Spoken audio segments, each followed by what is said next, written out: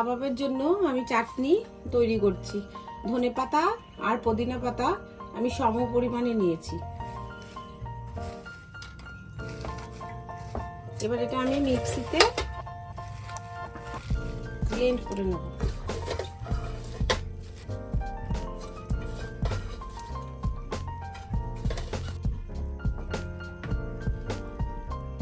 দু টুকরো কাঁচা লঙ্কা দিয়েছি,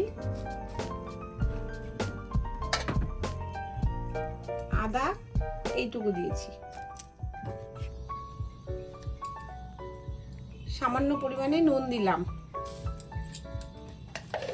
এটা মিক্সিতে দিয়ে ব্লেন্ড করে নিচ্ছি।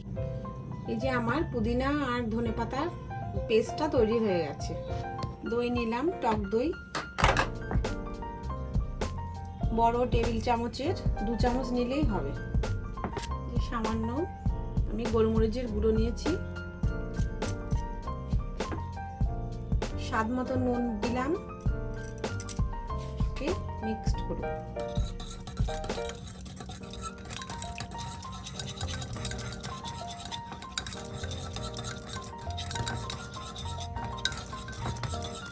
আমি এই পেস্টটা এর মধ্যে মিশিয়ে দেবো।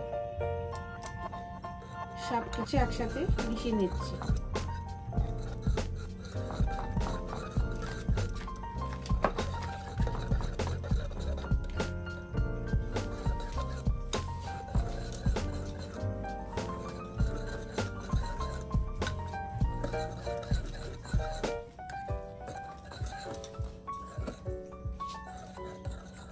এর মধ্যে আপনি একটু লেবুর রস দিলেও দিতে পারেন, পাতি লেবুর।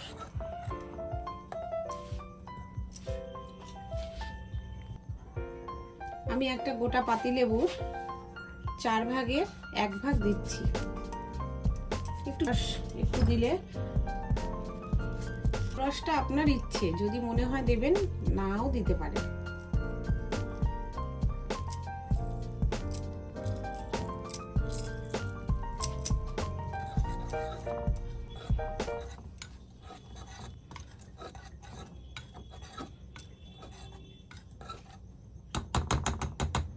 চাটনি আমার রেডি।